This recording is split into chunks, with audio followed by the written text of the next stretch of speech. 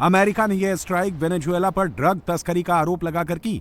आधा दर्जन से ज्यादा बोट्स को समुद्र में ही जलता ताबूत बना दिया।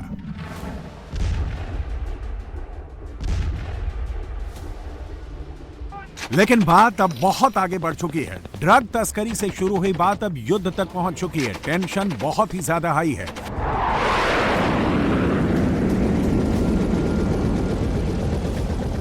कभी भी हमला शुरू हो सकता है। अमेरिकी विमान कभी भी वेनेजुएला पर अटैक शुरू कर सकते हैं।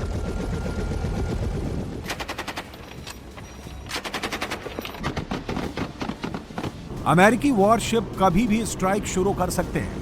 तबाही का नया चैप्टर कभी भी शुरू हो सकता है।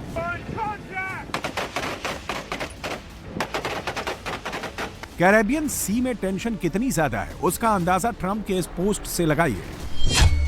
ट्रंप ने खुलेआम ऐलान कर दिया है कि वेनेजुएला का एयर स्पेस कोई यूज ना करे, और उसके बाद क्या हुआ है वो दूसरी तस्वीर से समझिए। ट्रंप के ऐलान के बाद से ही वेनेजुएला का पूरा एयर स्पेस खाली पड़ा है। कोई फ्लाइट नहीं उड़ रही है, कोई विमान उड़ान नहीं भर रहा है, क्योंकि इस एयर स्पेस में कभी भी मिसाइल्स की एंट्री हो सकती है। अमेरिका में इस वक्त युद्ध की जबरदस्त तैयारी चल रही है। समुद्र में हलचल बढ़ गई है। युद्धपोत अलर्ट मोड पे हैं। फाइटर जेट्स उड़ान भर रहे हैं। हमले का ऑर्डर कभी भी आ सकता है।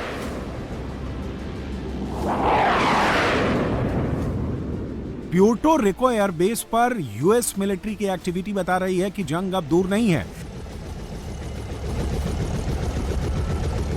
अमेरिका के 11 वॉरशिप समुद्र में तैनात हो चुके हैं। 15,000 सैनिकों की तैनाती का ऑर्डर भी मिल चुका है। बस अब जंग का सायरन बजना ही बाकी है। अमेरिका के सामने वेनेजुएला भी झुकने को तैयार नहीं है। वेनेजुएला की धरती पर युद्ध की तैयारी जोर शोर से चल रही है।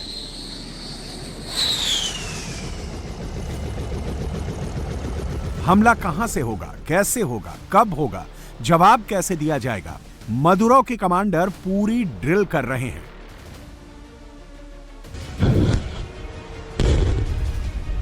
वेनेजुएला ने अमेरिकी फाइटर जेट्स और मिसाइल्स को टारगेट करने के लिए रूसी S-300 डिफेंस सिस्टम तैनात कर दिया है।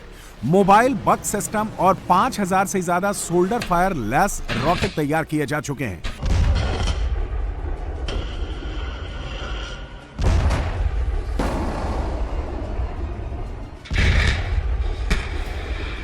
वेनेजुएला की एयरफोर्स पूरी तैयारी कर चुकी है। सुखोई 30 जैसे घातक फाइटर जेट्स उड़ाकर अपनी ताकत दिखा रही है।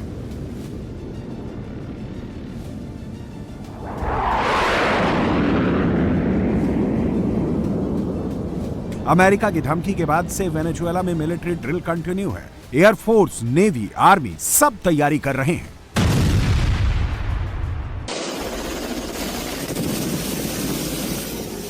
अमेरिकी राष्ट्रपति ट्रंप और वेनेजुएला के प्रेसिडेंट निकोलस मदुरो के बीच फोन पर बातचीत हो चुकी है, लेकिन कोई हल नहीं निकला है।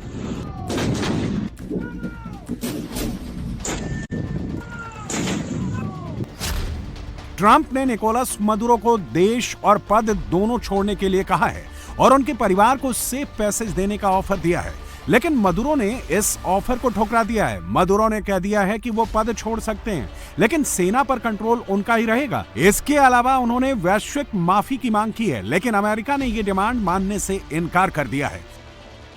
अमेरिकी राष्ट्रपति ट्रंप से बातचीत के बाद मदुरो खुलकर मैदान में आ चुके हैं। लोगों को भी युद्ध के लिए तैयार कर रहे हैं,